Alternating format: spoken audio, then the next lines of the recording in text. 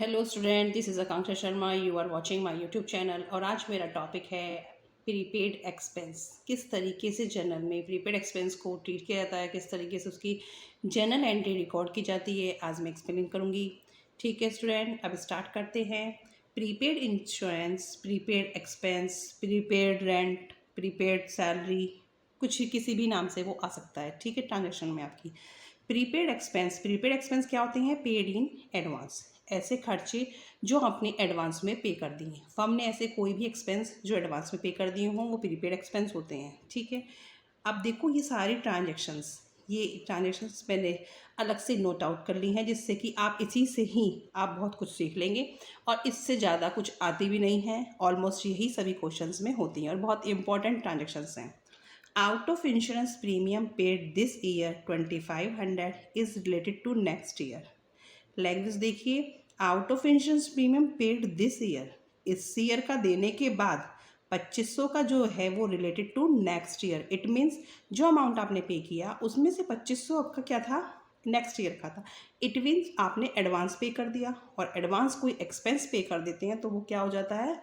Prepaid expense. और prepaid expense firm की क्या है? असेट होती है, और असेट बढ़ती है तो डेबिट हो जाती है।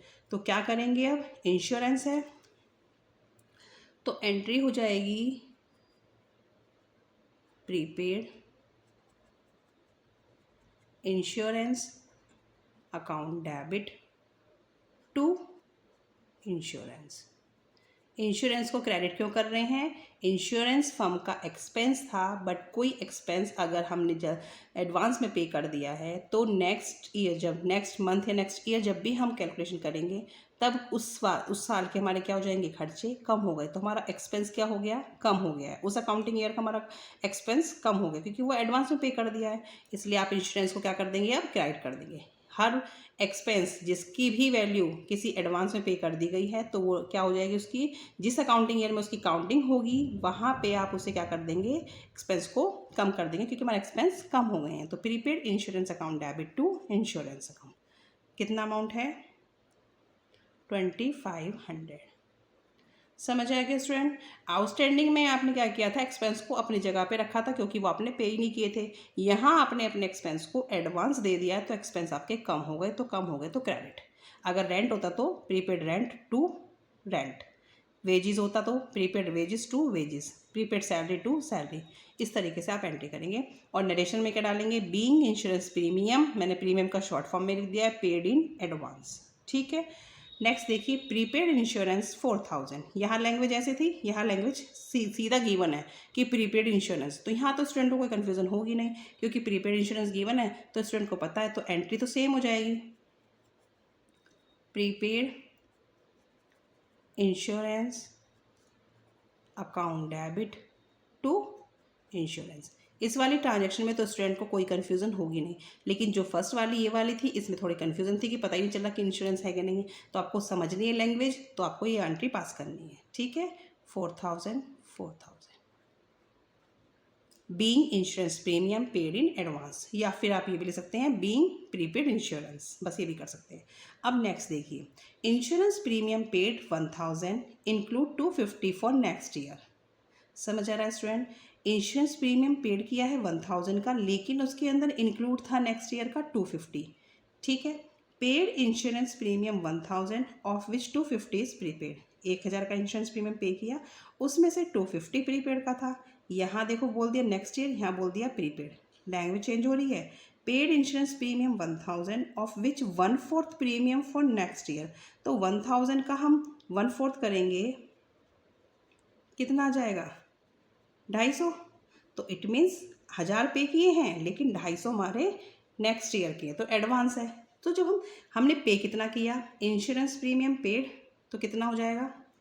एंट्री क्या हो जाएगी स्टूडेंट? इंश्योरेंस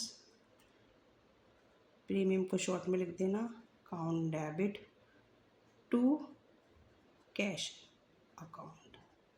तो ये एंट्री तो आपकी किससे बन जाएगी? इस वाले से। ठीक है, इंश्योरेंस प्रीमियम पे कर दिया कितने का? 1000 का, 1000। ठीक है स्टूडेंट, अब पेड इंश्योरेंस प्रीमियम, अब ये जो इंक्लूड 250 फॉर नेक्स्ट ईयर, अब इसी में कितने इंक्लूड हैं, 250 नेक्स्ट ईयर के हैं।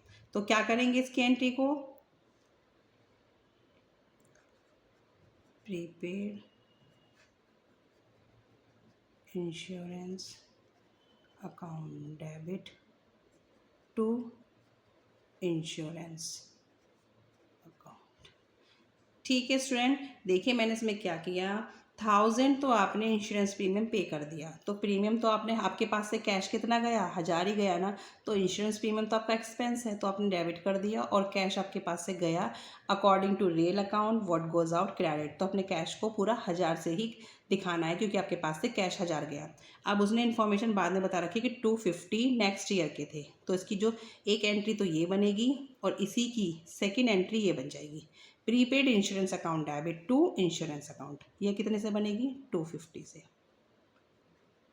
ये वाली एंट्री आपकी 250 के अमाउंट से है कि इसमें क्या था, 250 का प्रीपेड एडवांस भी पे करा है, तो उसके लिए आप अलग से एक एंट्री पास कर देंगे, prepaid insurance account debit to insurance account. तो इन तीनों की आपकी ये दोनों एंट्रियाँ ही होंगी बस, ये तीनों ट्रांजैक्शन सेम इन दो एंट्री के लिए, तो आपको सेम एंट्री पास करनी है इसमें भी और इसमें भी, इन तीनों की ये दोनों एंट्रियाँ हैं। ठीक है student, insurance account debit to cash account, prepaid insurance account debit to insurance account, समझ आ गया। ये आपके प्रीपेड इंश्योरेंस की मैंने अलग से ट्रांजैक्शन लिख ली थी और इसको मैंने यहाँ पे 2 जगह पे दिखा दिया है, ये करके इन तीनों की ही सेम एंट्री पास होगी, ये दोनों एंट्रियाँ इसकी हैं। ठीक है, ओके, थैंक यू।